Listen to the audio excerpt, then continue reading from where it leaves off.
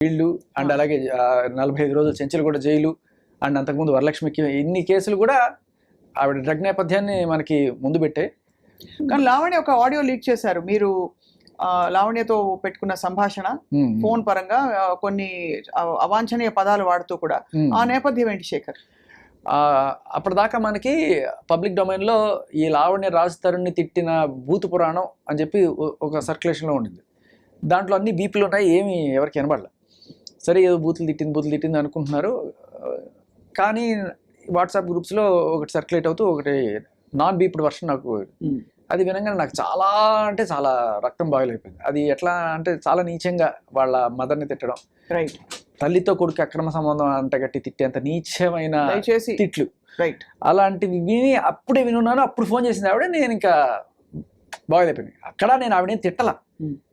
Drugs అమ్ముకునే లుచ్చ పనులు చేసే నువ్వు ఇలా తిడతావా, నీకు అసలు ఆధారమైన నువ్వు ఒక అమ్మని ఎట్లా తిడతావు నువ్వు అని చెప్పి నేను తిట్టాను. అది కూడా ఆవిడ నాకు ఫోన్ చేస్తే పర్సనల్ కాల్. ఆవిడ ఎందుకు చేసింది కాల్? మా మ్యాటర్లో నువ్వెందుకు ఇన్వాల్వ్ అవుతున్నావు అని అడగడానికి. నీ మ్యాటర్ అయితే నువ్వు కోర్టులో చూసుకోమా, మీడియాకి ఎందుకు వచ్చావు అడుగుతాం, బరాబర్ అడుగుతాను. నువ్వు వచ్చినప్పుడు సమాధానం చెప్పు. అదే నేను చెప్పాను. నాకు రాస్తానికి మ్యాచ్ చేశాను, నీకు రాస్తాను మ్యాచ్ ఇష్యూ అయితే మరి మస్తాన్ సాగితే ఎందుకు పోయావు అని అడిగాను. సో అది ఆవిడే వైరల్ చేసుకుంది, బయట పెట్టుకుంది. ఆవిడే బయట పెట్టుకుని నన్ను ఏదో తిట్టేశాడు అన్నట్టుగా చెప్పుకుని. బట్ నేను ఆవిడని ఏ బూతు తిట్టలేదు. మీరు చాలా మందిని కష్టపెట్టారనే కొన్ని ఆరోపణలు కొంతమందితో వ్యక్తిగతంగా చేసింది, అంటే మీరు అమ్మాయిల్ని హింసించారని అలాగా. సో దానికి ఏం సమాధానం చెప్తారు? అదేంటున్నాను, నేను ఇప్పుడు ఆరోపణలు చేసినప్పుడు ప్రూఫ్స్ పట్టుకొస్తున్నాను. బట్టకాల్చి మొహమ్మద్ అలీకి 100 పేర్లు చెప్పొచ్చు, 100 మాటలు చెప్పొచ్చు. సో ఏ అమ్మాయి వచ్చిందని అడుగుతున్నారు అయితే మీరు? ఎవరు రాలేదు కదా మీ మీద ఆరోపణలు? అదే వచ్చింది, మనం ఆల్రెడీ ఆ ఇంటర్వ్యూ కూడా చేశాం కదా. అదే మీకు గుర్తుందా? ఒక అమ్మాయి మీద నేను పోలీస్ కంప్లైంట్ ఇచ్చాను. ఆ అమ్మాయికి సంబంధించిన మొదటి మొగుడిని వదిలేసి రెండో మొగుడిని వదిలేసి అదే 6 ఇన్వాల్వ్ అయ్యారు, అందరి మీద రేప్ కేసులు పెడుతుంది. సో ఇలా అనుకోకుండా మీరు ఈ కేసులో ఇప్పుడు సెంటర్ పాయింట్ అయిపోయారు దాదాపుగా. అంటే ఈ కేసు గురించి మాట్లాడే వ్యక్తుల్లో మీరు ఏం కోరుకుంటున్నారు శేఖర్? ఏం జరగాలి? రాజ్ తరుణ్ ఇప్పుడు దాదాపు క్లీన్ చిట్టేనా లేక? నేను కోరుకోవడం ఏముందమ్మా, బాధితులు వాళ్ళు డిసైడ్ చేస్తారు. వాళ్ళకి ఏం కావాలో, వాళ్ళకి ఎటువంటి శిక్ష పడాలో వాళ్ళు డిసైడ్ చేస్తారు. అండ్ అలాగే రాజ్ తరుణ్ అందుబాటులోకి వస్తారా? మీ చనువుతో, మీ ప్రమేయంతో మీరేమన్నా రాజ్ తరుణ్ని ఫోన్లో కలపగలుగుతారా? ఒక్క ప్రశ్న అడగడానికి నేను అడుగుతాను. ఈ అసలు వ్యవహారం మొదలైంది రాజ్ తరుణ్ గారి విషయం నుంచి కూడా. రాజ్ తరుణ్ గారు ప్రస్తుతం లైన్ లో ఉన్నారు, మాట్లాడదాం. హలో రాజ్ తరుణ్ గారు. మాట్లాడగానే వెళ్ళిపోకుండా ఒక 10 సెకండ్లు ఎలా ఉన్నారు అడుగుకుంటే బాగుంటుంది కదండి. తప్పకుండా అడుగుదాం. మీరు ఎలా ఉన్నారు చెప్పండి ఫస్ట్ అసలు రాజ్ తరుణ్ గారు. Yeah so what would you like to say అంటే at the end of this whole thing? అంటే ఇక్కడ హ్యావ్ విత్ మీ ఇక్కడ ప్రీతి అండ్ ఉదయ్ అని 2 పిల్లలు వచ్చారండి.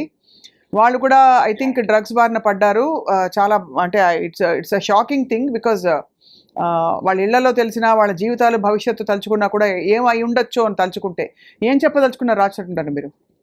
అంటే హానెస్ట్లీ నాకు ఒక చిన్న అవగాహన ఎక్కడో దగ్గర ఉంది, కానీ నేను ఎప్పుడు చూడలేదండి.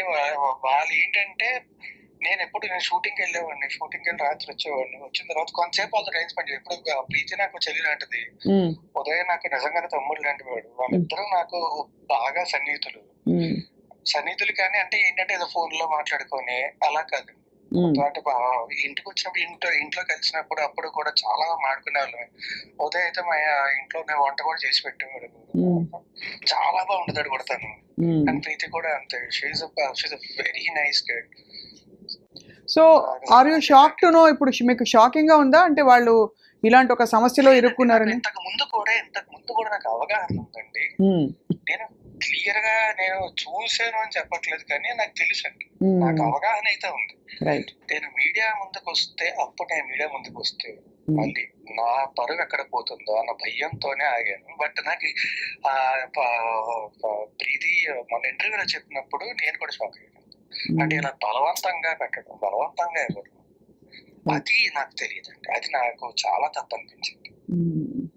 సో ఓవరాల్ గా మరి అంటే ఏమన్నా చెప్పదలుచుకున్నారా ఈ విషయంలో?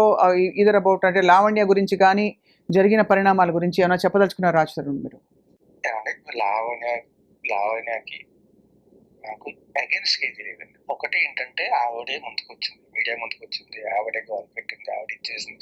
ఇప్పుడు ఆవిడ వేరే అతనితో రిలేషన్షిప్ లో ఉన్నట్టు మొత్తం అన్ని ప్రూఫ్స్, ఆవిడ ఇచ్చిన కంప్లైంట్స్ అన్ని ఉన్నాయి మన దగ్గర. రైట్. అన్ని ఉన్నాయి. అండ్ శేఖర్ భాషా గారు మీడియా ముందు కూడా చూపించారు. అండ్ ఆవిడ పోలీస్ స్టేషన్ కి వెళ్ళి ఫైల్ చేసిన కంప్లైంట్లే అవి. ఆవిడ మీద డ్రగ్ కేసులు, ఒకటి కన్సంప్షన్, ఇంకొకటి పెడలింగ్, ఈ రెండు కూడా పోలీస్ స్టేషన్ లో కంప్లైంట్ అండ్ ఫైల్స్ అన్ని ఆవిడ మీద ఉన్నాయి. Right. Still personally I don't have anything against. The only thing is నాకు అన్నిటికంటే ఎక్కువ బాధేసింది ఏంటంటే, ఒకటి మా పేరెంట్స్ ఇబ్బంది పెట్టడం చాలా తప్పది. రెండు, శేఖర్ భాష అనే వ్యక్తి ఆయన ఏదో ఎలిగేషన్స్ చేయట్లేదు కదా, ఆయన ప్రూఫ్లు మాత్రమే పట్టుకొచ్చి మాట్లాడుతున్నారు.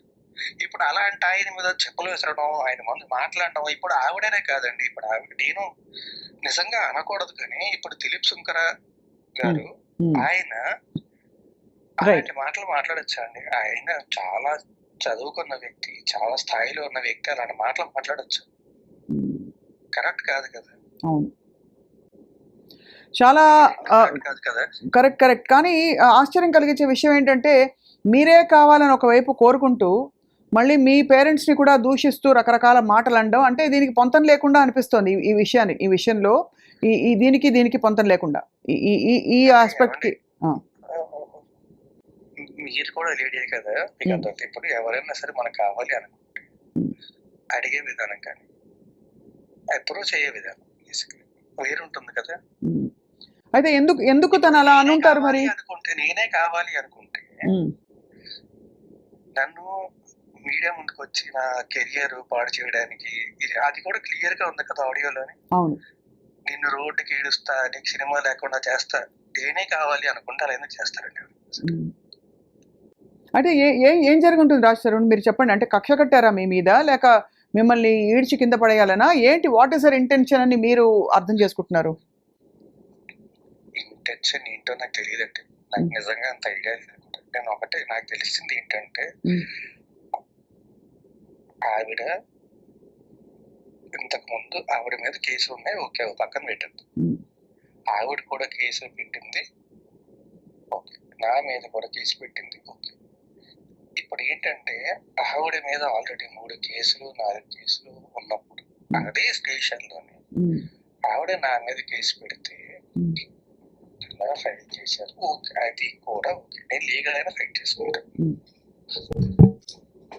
ఈ విషయంలో చాలా క్లారిటీ, నేను లీగల్ గా ఫైట్ చేసుకుంటాను. ఎందుకంటే నా దగ్గర ప్రూఫ్స్ ఉన్నాయి, ఆవిడ దగ్గర ఏం ప్రూఫ్స్ ఉన్నాయి, ఆవిడ ఏం చూపిస్తున్నారు? ఆవిడ చూపించేది అంటే 2014 2015 నేను క్లియర్ గా వచ్చి ఫస్ట్ నేనే మీడియా ముందుకు వచ్చి అందరికంటే ముందు మాట్లాడింది నేనే. 2014 నుంచి ఆవిడ ఇది 15 ఏళ్ళు 14 ఏళ్ళు కాదండి. నేను 2012 చివరిలోని ఆల్మోస్ట్ 2012 అయిపోయే టైంకి హైదరాబాద్ వచ్చాను. అప్పుడు నేను సినిమాకి పనిచేయడం మొదలుపెట్టాను. ఆ తర్వాత ఆవిడ పరిచయం అండి, మా రిలేషన్షిప్ 2014 అండి.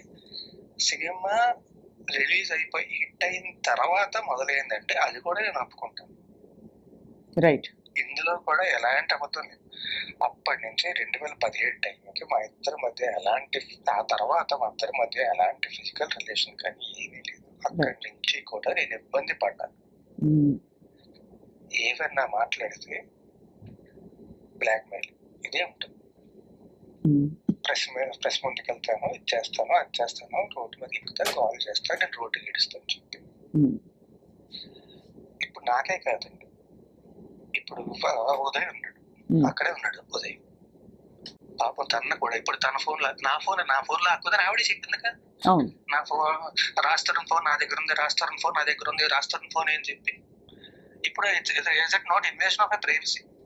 అబ్సల్యూట్లీ. అంటే ఇట్స్ సర్ప్రైజింగ్ దట్ అసలు ఇంత జరగడానికి ఆస్కారం, ఒక మనిషి ఇంతమందిని ఎందుకు బాధ పెడుతున్నారు, ఎందుకు ఫోన్లు లాక్కుంటున్నారు, ఎందుకు బెదిరిస్తారని, ఏం కోరుకుని అని? ఏం కోరుకోవడం కాదండి, అందరినీ కూడా చేతుల్లో పెట్టుకోవాలి. ఆవిడ ఎలా చెప్తే తోల బొమ్మలు అందరూ ఆడాలి. నాకు ఇంతలా మాట్లాడడం కూడా ఇష్టం లేదు, అంటే ఇష్టం లేదంటే మీతో మాట్లాడడం కాదండి, ఆవిడ గురించి ఇలా మాట్లాడడం కూడా ఇష్టం లేదు. కానీ బాగా తట్టుకోలేక చెప్తున్నాను, చెప్పు చేతుల్లో ఉండాలి అందరూ. ఏమన్నా అంటే ఫస్ట్ ఇది ఉంది, మూసుకో, ఇది ఉంది మాట్లాడుకో, నా దగ్గర ఉంది, నువ్వు మాట్లాడితే ఇది బయట పెట్టేస్తా, నువ్వు మాట్లాడితే ఇది చేస్తా. ఎన్ని రోజులు అంటే ఎన్ని రోజులు భయపడతావు, ఎన్ని రోజులు బాధపడతావు? ఓకే, ఇదంతా జరిగింది. అదంతా జరిగిన తర్వాత డ్రగ్స్ కన్జ్యూమ్ చేసింది. ఓకే, అప్పుడు కూడా నేను ఏమీ మాట్లాడలేదు. కన్జ్యూమ్ చేసిన తర్వాత ఆవిడ పెడలింగ్ కూడా చేసింది. ఆ విషయం ఆవిడ ఏమన్నారు, ఒక రోజు ఇంటర్వ్యూకి వచ్చి నేను ఏమంటే ఇరికించే పరిస్థితి నాకుంటే, నిజంగా ఒకరిని అంత పెద్ద కేసులు ఇరికించే పరిస్థితి నాకుంటే, ఈ కేసు నుంచి బయటకు రావడం ఎంతసేపు అని, నాకు ఇన్ని రోజులు ఎందుకంటే బాధపడతాను నేను? రైట్. సో అయితే మొత్తానికి మిమ్మల్ని ఇంకా ఏ విధంగా ఇబ్బంది పెట్టారు రాశారు? లాస్ట్ క్వశ్చన్ ఇది. మీరు బహుశా షూటింగ్ ప్రమోషన్స్లో ఉన్నారో తెలియదు కానీ మిమ్మల్ని ఏమైనా ఎప్పుడైనా బలవంతం పెట్టారా? ఎప్పుడైనా డ్రగ్స్ తీసుకోమని కానీ? లేదండి, నేను ఒకవేళ తీసుకుంటున్నా సరే, ఒకవేళ అంటే చెప్తానండి, డ్రగ్స్ నా ముందు ఒకటి అది కూడా ఇప్పుడు గోవా వెళ్ళినప్పుడు అప్పుడు తీసుకున్నారండి. నా ముందు డ్రగ్స్ తీసుకునేది ఉండదండి. నేను ఉన్నప్పుడు ఏంటంటే మోస్ట్లీ ఇప్పుడు తీసుకోదు, మోస్ట్లీ నేను ఎప్పుడైనా లేనప్పుడు తీసుకుంటా తప్ప, నేను ఉన్నప్పుడు మాత్రం అంటే నేనేమంటానంటే, అంటే ఇప్పుడు మామూలుగా చాలా మందికి మన హైదరాబాద్ లోనే కాదు, మన దేశంలోనే కామన్ అయిపోయిందండి జాయింట్ కొట్టడం అనేది. అది కొట్టినప్పుడు ఎందుకు వద్దు అనేవాడిని. రైట్. సో నా ముందు డ్రగ్స్ తీసుకునేంత నా ముందు తీసుకోదు.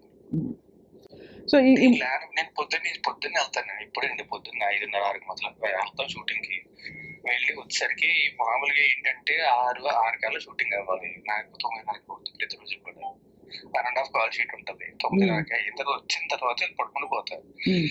వీళ్ళు ఉన్నప్పుడు ఇప్పుడు ఉదయ్ ప్రీతిని కూడా ఇంట్లో కలిసాను. నాకు వాళ్ళిద్దరు చాలా సన్నిహితులు, చాలా బాగా తెలిసిన వాళ్ళు. చిన్నపిల్లలు ఎన్నేళ్ళమ్మా? ఉన్నప్పుడు ఏంటంటే నిజంగా చెప్తున్నానంటే, మా అయితే ఏముందో పెగ్గేసుకున్న తర్వాత పడుకుంటాం. నాకు ప్రీతి విషయంలో ఇలా జరిగింది అని చెప్పి ఇంత క్లియర్ గా నాకు ఇంటర్వ్యూ చూసిన తర్వాత తెలిసింది. అండ్ ఆవిడ చిన్నపిల్ల, చాలా తప్పది. చిన్నపిల్ల అసలు బేసిక్ గానే తప్పు. చిన్నపిల్లల్ని చూస్తే గుండె తరుక్కుపోతుంది చాలా. అంటే ఎవరికి ఈ వయసు కూతురున్నా కూడా చాలా బాధపడిపోతారు. ఆ ప్రీతి నిజంగా చెప్తున్నా కదా, చెల్లి లాంటిది. ఆవిడ ఎంత మంచి మనిషి నాకు తెలుసు. ఎప్పుడు కూడా కనబడిన ప్రతిసారి కూడా అన్నయ్య అన్నయ్య అన్నయ్య అని పలకరిస్తూ ఉండేది. అన్నయ్య అన్నయ్య అంటూ మాట్లాడుతూ ఉండేది. సో ఇప్పుడు రాజ్ తరుణ్ మీరు ఏం చేద్దాం అనుకుంటున్నారండి? ఇప్పుడు ఇంత అనకూడదు కానీ ఇంత పెంట అయింది విషయం అంతా. ఏం జరగబోతోంది ముందు మీ భవిష్యత్తు కానీ మీరు ఏం చేద్దామని డిసైడ్ చేసుకున్నారు? How are you going to steer your self? ఈ సోషల్ స్టిగ్మా నుంచి కావచ్చు, లేదు జరిగిన మొత్తం వాట్ ఎవర్ విషయం నుంచి ఎలా మీరు బయటకు వద్దాం అనుకుంటున్నారు? జస్ట్ 2 లైన్లు అంతే. బిఫోర్ వి ఎలా బయటకు వద్దాం అని కాదండి, నేను లీగల్ గా ప్రొసీడ్ అవుతాను. నేను నిజంగా చెప్తున్నా, నా దృశ్యం ఇప్పుడు శేఖర్ భాష ముందు నుంచి నేను ఇంకా బాధపడి భయపడి ఏంటి అలా జరుగుతుంది అన్న బాధతో నేను ఉండిపోయినండి. శేఖర్ భాష బయటకు వచ్చి మాట్లాడాడు. నాకు ఇంతకు ముందు ఎంత క్లోజ్ ఫ్రెండ్ కాదు కదా, ఇంటర్వ్యూలు చేసాం, ఇది చేసాం అంతే తప్ప అంత క్లోజ్ ఫ్రెండ్ కూడా కదా. ఇప్పుడు మన ఇద్దరికి అలా పరిచయం ఉందండి, మన ఇద్దరు ఇంటర్వ్యూ చేసాం కదా. అవును. శేఖర్ భాష కూడా అంతే పరిచయం నాకు. కానీ ఇప్పుడు మాత్రం నిజంగా చెప్తున్నా, నాకు అత్యంత సన్నిహితుడు. ఎందుకంటే తను నించున్నాడు వచ్చి, నేను అడగలేదు, ఏమీ చేయలేదు. నాకు అతను మన ఇద్దరికి ఎలా పరిచయం ఉందో నాకు శేఖర్ భాష కూడా అలాగే పరిచయం ఉంది. నించున్నాడు, బలంగా నించున్నాడు. అండ్ ఆ తర్వాత వీళ్ళు కూడా ఉదయ్ ప్రీతి ఇద్దరు కూడా చాలా సన్నిహితులు. నేను ఆ తర్వాత నేను ఇంట్లో బయటకు వచ్చేసిన తర్వాత వాళ్ళిద్దరితోనే మాట్లాడలేదు. అమ్మ వాళ్ళు ఎలా ఉన్నారు రాజ్ తరుణ్? వాళ్ళే కొంచెం ఇబ్బంది పడ్డారు. బట్ నిన్న కంప్లైంట్ ఇచ్చారు వెళ్ళి. అంటే ఏం లేదండి, హార్ట్ పేషెంట్ ఇద్దరు. మా డాడీ ఇంకా కొంచెం పర్లేదు, మా మదర్ కి మరీ ఎక్కువ. అండ్ ఆవిడ చాలా హై బీపీ ఉన్న వ్యక్తి అండ్ విపరీతం డయాబెటీస్ ఉన్న వ్యక్తి, ఇవన్నీ ఉన్న వ్యక్తి. ఆవిడ వచ్చి తలుపు కొట్టేటప్పుడు ఎలా ఫీల్ అవుతారండి ఆ రోజు రాత్రి? చాలా ఇది చాలా అంటే అసలు అర్థం కాని ఒక ఎక్కడో మొదలైన విషయం ఎక్కడో వెళ్ళి ఇప్పుడు దాదాపు ఆగమాగం అయిన విషయం రాజ్ తరుణ్. తప్పకుండా ఇందులోంచి దోషులు శిక్షించబడతారు, నిర్దోషులందరూ బయటకు వచ్చి స్వేచ్ఛా వాయువులు పీల్చుకుంటారని ఆశిస్తున్నామండి. నేను మీకు కూడా చెప్తున్నానండి, నా తప్పు ఉంటే నేను మీ ముందుకు వచ్చి మోకరిల్లు ఒప్పుకుంటాను నా తప్పు ఉందని చెప్పి.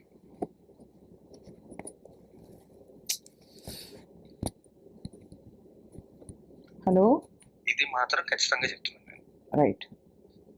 నా తప్పు ఉందంటే మీ ముందుకు వచ్చి మోకరిల్లి మరి ఒప్పుకుంటాను తప్పు ఉందని. రైట్ రాజ్ తరుణ్, తప్పకుండా మీరు మనసు విప్పి ఫుల్గా మాట్లాడారు, ఓపెన్గా మాట్లాడినందుకు మీకు ధన్యవాదాలు.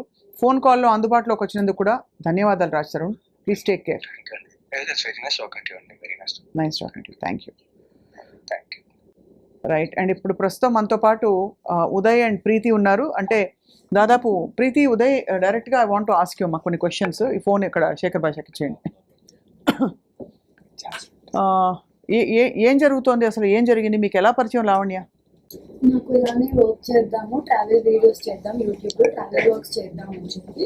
సో ఉదయ్కి నేను పరిచయం అయ్యాను ఫస్ట్. దాని తర్వాత ఉదయ్ ఇలా అక్క అని చెప్పి నాకు ఒకటి తెలుసు, తను కూడా ఇలానే యూట్యూబ్లో వర్క్ చేద్దామని ఇంట్రెస్ట్ నాకు ఇంట్రడ్యూస్ చేశాను అనమాట అక్క అని చెప్పి. సో డే 1 నుంచి కొద్ది రోజుల వరకు కూడా I use to call her అక్క అక్క ఓన్లీ. సో డే 1 వెళ్ళినప్పుడే నాకు తను ఫోర్స్ఫుల్గా నోట్లో డే 1లోనే యా ఏమని చెప్పించారు? ఏం చెప్పలేదు. నేను ఇలా కూర్చొని ఉంటే ఇలా టేబుల్ మీద ఇలా తీసుకొచ్చి నోట్లో పెట్టేసింది. అసలు వాళ్ళు ఏం చేస్తున్నారు కూడా నాకు తెలియదు అప్పటికి. తర్వాత ఏమైంది? You lost consciousness or no? I was just అంటే ఎంత ఇచ్చారు, ఏమి ఇచ్చారు తెలీదా? తెలుసా? లేదండి, ఇట్ వాజ్ ఆల్ డార్క్. రాత్రిపూట తీసి ఇలా పెట్టిన తర్వాత నాకు చెప్పింది, తనే తీసుకొచ్చి నోట్లో పెట్టింది, అంత మంట పుడుతుంది అని చెప్పి. ఏం పెట్టారు కూడా తెలియదు నీకు? ఏమి ఇచ్చుంటారు? అంటే సమ్ సబ్స్టెన్స్. సో దాని తర్వాత she was stuck for 24 hours. She was sitting like that. ఏమి మీరు కదలేకపోయారా? అంటే ఇంకా నష ఎక్కిందా ఇలా ఫుల్గా? చూడటం, నేను ఇలా కూర్చొని ఉండిపోయాను లైక్ ఫర్ 24 hours. వాళ్ళందరూ మ్యూజిక్ పెట్టుకొని డాన్స్ చేస్తున్నారు. వాళ్ళందరూ అంటే ఎవరెవరు? Lavanya and her friends. So ఆ రోజు తనే డీజే ప్లే కూడా చేసింది. ఆ వీడియో క్లిప్పింగ్స్ కూడా ఉన్నాయి నా దగ్గర. ఎర్లీ మార్నింగ్ వరకు డీజే ప్లే చేసింది ఇంట్లో. నువ్వు ఫస్ట్ టైం ఒక వ్యక్తిని కలిసినప్పుడు వాళ్ళు తెచ్చి నీ నాలుగు ఏదో రాస్తారు నీకు తెలియకుండా. అంటే బట్ అప్పటికి నీకేమి అసలు ఇలాంటి అంచనా కూడా లేదు ఇలా నాకు అసలు అలా అంటే సినిమాలు చూసి I know what is drugs, but I have never seen that in my life. Yeah. మీరు ఎలా పరిచయం ఉదయ్? సో నాకు తన ఫ్రెండ్ ఒక పర్సన్ ఉన్నారండి. సో తన ఫ్రెండ్ నుంచి, యాక్చువల్లీ వాళ్ళ బ్రదర్ వాళ్ళ ఫ్రెండ్ తను. సో తన నుంచి నాకు పరిచయం అవ్వడం జరిగింది. దాని తర్వాత యూజువల్గా తరుణన్న నేను కలుస్తుండే. నేను కలిసేవాడిని. సో దాని తర్వాత వాళ్ళ ఇంటికి వెళ్ళడం జరిగింది అండ్ తనతో కూడా మాట్లాడడం జరిగింది. సో నేను ఇంట్రడ్యూస్ అవ్వడానికి కారణం ఏంటంటే, తనకి 9 ప్రొడక్షన్ అని చెప్పి ఒక ప్రొడక్షన్ హౌస్ ఉంది. అది కూడా తరుణన్నదే. Once upon a time he uses to produce short films in that. So తన ప్రొడక్షన్ హౌస్ తిన్ దగ్గర ఉంది, అది ప్రొడక్షన్ హౌస్ ఉండే. సో దాంట్లో మేము షార్ట్ ఫిల్మ్స్ చేద్దామని చెప్పి ఒక షార్ట్ ఫిల్మ్ కోసం అని గోవాకి వెళ్ళామన్నమాట. సో అలా 3 months ఒక జర్నీ జరిగింది. అండ్ దాని తర్వాత ఆఫ్టర్ సీయింగ్ హర్ పొజిషన్, నేను I felt okay, something has to be done here, things are not perfect. కానీ 3 monthsలో మీకు ఎక్కడ డౌట్ రాలే? అంటే తను చేస్తుందండి, అంతకుముందు నుంచి చేస్తుండే. ఈ 3 monthsలో కూడా చేస్తుండే. మేము గోవాలో ఉన్నాం actually, and it's liberalised place and there so many people around. చుట్టుపక్కల వాళ్ళు కానీ కాదు, అందరూ అదే దాంట్లో ఉండేవాళ్ళు. అంటే వాళ్ళందరూ డ్రగ్స్ చేసేవాళ్ళు? చేసేవాళ్ళు. మీకు అసలు అప్పుడు కానీ అంటే ఏం అనిపించలేదా, లేకపోతే మనకెందుకు లేని ఊరుకున్నారా? నేను వచ్చిన పని చూసుకుందాం అన్నట్టు నేను ఉన్నవాడిని. అదే మీరు వచ్చిన పని చూసుకుందాం అని చెప్పి మీరు ఉన్నారు. షూట్ ఫినిష్ చేసుకోవటం, యాక్టర్స్ తో మాట్లాడటం. ఇంకా ఏ కైండ్ ఆఫ్ డ్రగ్స్ చేసేవాళ్ళు వాళ్ళు? Methylene, MDMA. ఎక్కడి నుంచి వచ్చే తనకి ఏమైనా ఐడియా ఉందా మీకు? అంటే అక్కడ దొరికిపోతాయండి, నార్మల్గానే స్ట్రీట్స్లో దొరుకుతాయి అక్కడ గోవాలో. ఓకే. సో నీకు ఇంత చిన్న తల్లివి కదా, నీకు భయం వేయలేదమ్మా? ఇంట్లో అమ్మ వాళ్ళు నాకు భయం వేసింది. నాకు భయం వేసి నేను మా ఇంటికి వెళ్ళిపోదామని, వాళ్ళ ఇంటికి వెళ్ళినప్పుడు మనల్ని ఇంకా బయటికి వెళ్ళనివ్వదు. అంటే ఒక పాయింట్ పెట్టి ఆపేస్తండి, రేపు వెళ్దు కానీ, ఒక గంటకి వెళ్దు కానీ, ఒక 2 గంటలకు డిన్నర్ చేసి ఎవ్వరు లేరు, నేను ఒక్కదాన్నే ఉన్నాను, తనని రావడానికి టైం పడుతుంది. ఇదేం బాబాయ్, ఇదేం బుద్ధి బాబాయ్? అంటే ఆమెకి ఎంటర్టైన్మెంట్ కోసం పక్కన వాళ్ళని డిస్టర్బ్ చేయటం. సో ఇప్పుడు తరుణ విషయంలో కూడా, when she is finding so many roads, why she is again coming to her? What do you think? మధ్యలో మస్తాన్ సాయి ఉన్నాడు, దానికంటే ముందు ఇంకా వేరే వాళ్ళు ఉన్నారు. అదే మీ దృష్టిలో ఏం జరుగుతుందని? ఏమో అండి తన సొల్యూషన్ ఏంటి తనకైనా తెలుసు, నాకు అర్థం కావట్లేదు. షీఈస్ మెంటల్లీ నాట్ ఫైన్ అని అనిపిస్తుంది నాకైతే. మేమందరం లైక్ ఒక వాయిస్ కాల్ రికార్డింగ్ వచ్చింది, నేను ఇంకా ఇంకొక అమ్మాయి మాట్లాడుతున్నది. అప్పుడు మేము అందరం కలిసి కూర్చొని మాట్లాడుకున్నప్పుడు మాకు అర్థమైంది ఏంటంటే she has some kind of mental disorder that is affecting herself and it is affecting other people who are around her. We were just మేము అందరం ఏం ట్రై చేసామంటే ఒక పాయింట్లో మా అందరికి అర్థమైంది. ఎంతకాలం అసలు ట్రావెల్ చేసావు లావణ్యతో నువ్వు? నేను 1 year. 1 year you traveled. Yeah. ఇది ఫస్ట్ టైం ఇలా జరిగినప్పుడు you never felt like rebelling or saying నాకు ఇష్టం లేకుండా నన్ను ఎందుకు పెట్టావు అదేదో? She used to tell నేను మీ ఇంటికి వచ్చి గొడవ చేస్తా, మీ ఇంటికి వచ్చి గోల చేస్తా. ఇప్పుడు మా ఇంటి దాకా అయితే నేను ఏ ఇష్యూ తీసుకెళ్ళలేను కదా. భయపడి ఉన్నావా లేక